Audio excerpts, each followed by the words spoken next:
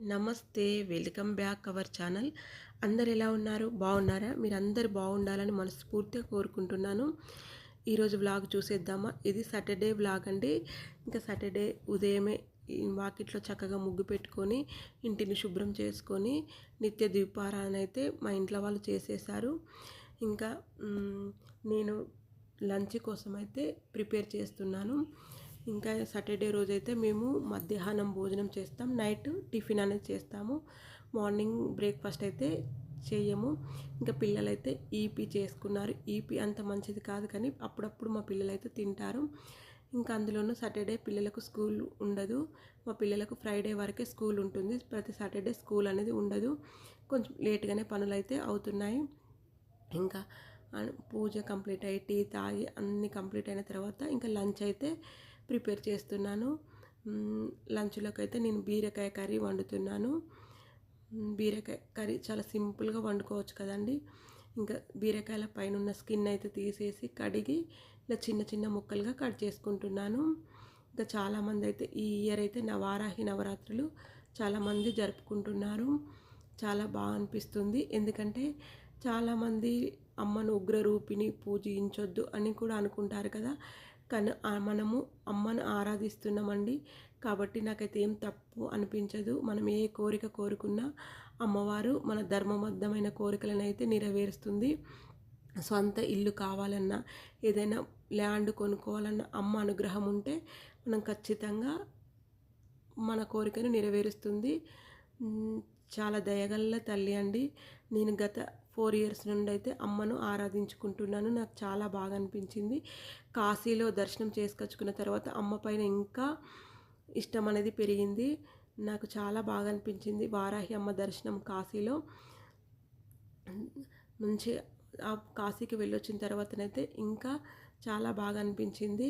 నేనైతే ప్రతి సంవత్సరము అమ్మను ఆరాధించుకుంటాను. ఈ ఇయర్ కూడా ఇంకా లాస్ట్ 3 days అయితే పీఠం పెట్టుకొని అమ్మ ఆరాధన అనేది చేసుకుంటాను.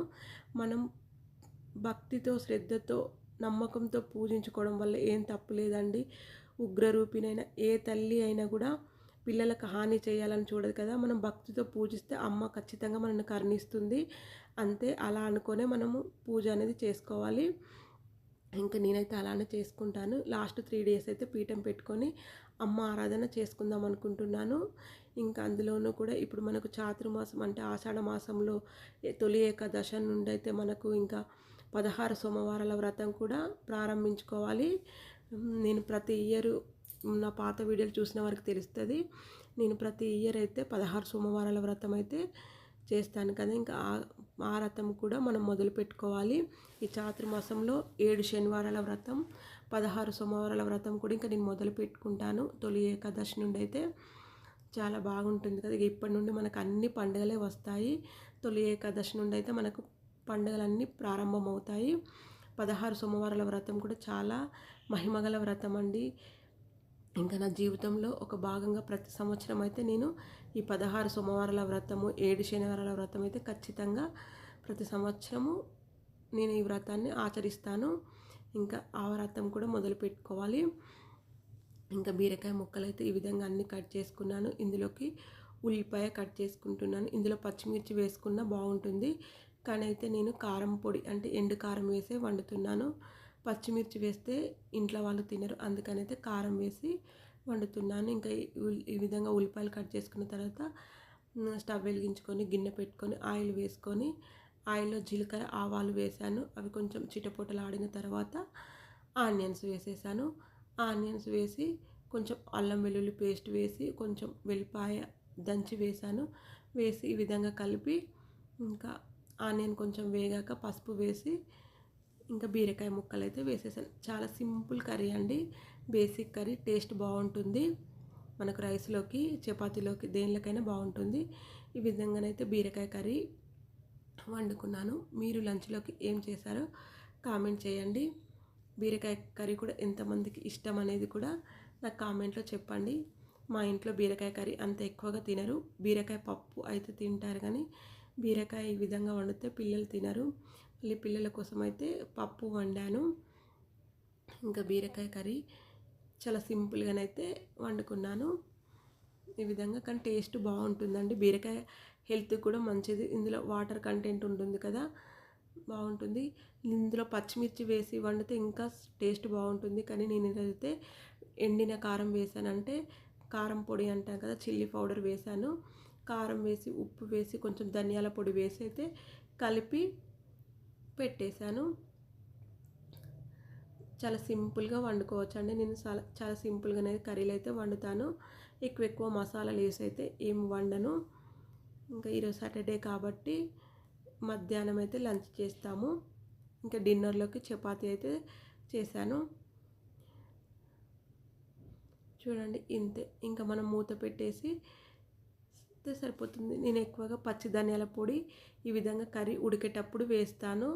పచ్చి ధనియాల పొడి వేస్తాను, వేయించిన ధనియాల పొడి వేస్తాను. నా వీడియో చూసిన వరకు తెలిసి ఉంటుంది. ఇంకా నాకు అట్లా అలవాటు అయిపోయింది. కొంచెం పచ్చి ధనియాలు పొడి చేసి పెట్టుకుంటాను, కొంచెం వేయించిన ధనియాలు పొడి చేసి పెట్టుకుంటాను. ఇలా అయితే మూత పెట్టేసి ఇంకా సన్నని మంట పెట్టేసి ఈ మూత పైన నీళ్ళు వేసాను. నీళ్ళు వేయడం వల్ల మనకు కర్రీ మంచిగా ఉడుకుతుందండి ఆవిరికి.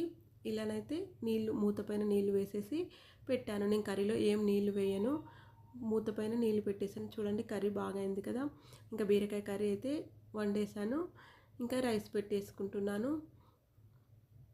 ఇంకా రైస్ కూడా కడిగేసి ఇంకా రైస్ అయితే పెట్టుకుంటున్నాను. ఇలా రైస్ కడిగి నేను ఒక 15 మినిట్స్ అయితే నానబెట్టుకుంటాను. ఎందుకంటే అన్నం పుల్లలుగా మంచిగా అవుతుంది.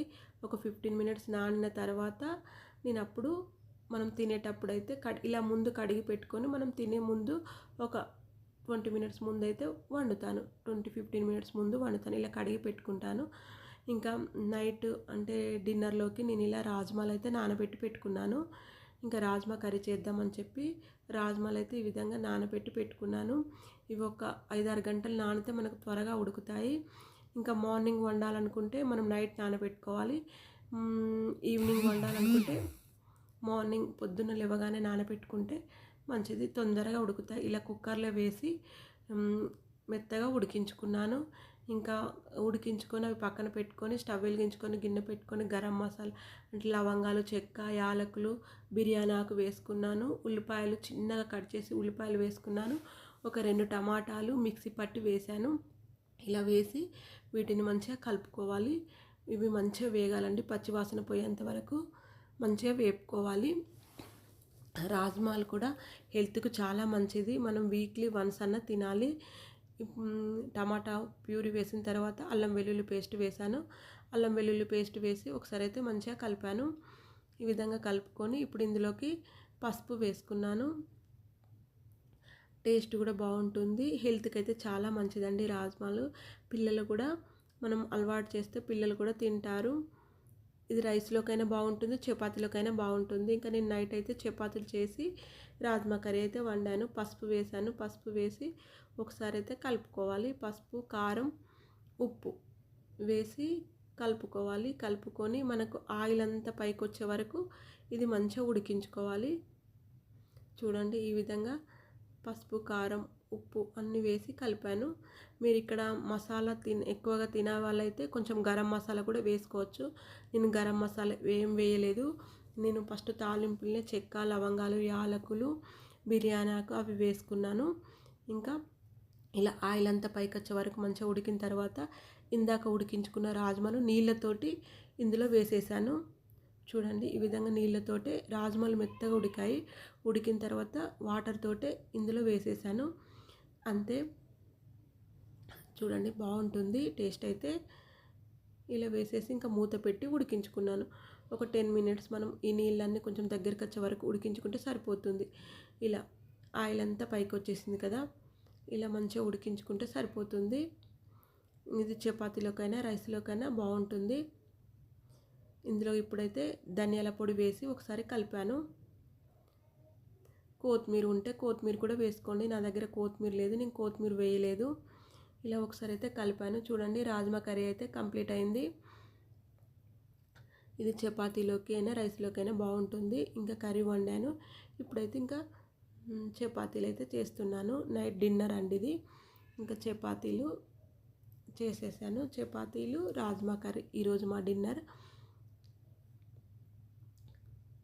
చపాతీలు కూడా నేను ఫోల్డ్ చేసి చేస్తాను. అప్పుడు చపాతీలు ఇలా బాగా పొంగుతాయి, మంచిగా ఉంటాయి. పొరలు పొరలుగా వస్తుంది చపాతీ. ఫోల్డ్ చేసి నేను చపాతీ అనేది చేస్తాను.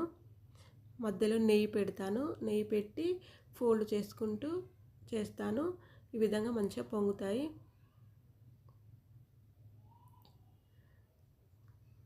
చపాతీలన్నీ అయితే కంప్లీట్ చేసేసాను. ఇంకా లంచ్లోకి బీరకాయ వండాను. నైట్ డిన్నర్లోకి రాజ్మా చపాతీ. ఈ రోజుకైతే వీడియో ఇంతేనండి. మరొక మంచి వీడియోతో మళ్ళీ కలుసుకుందాం. Thank you for watching. మన ఛానల్ సబ్స్క్రైబ్ చేసుకోండి. Please support me. Thank you for watching.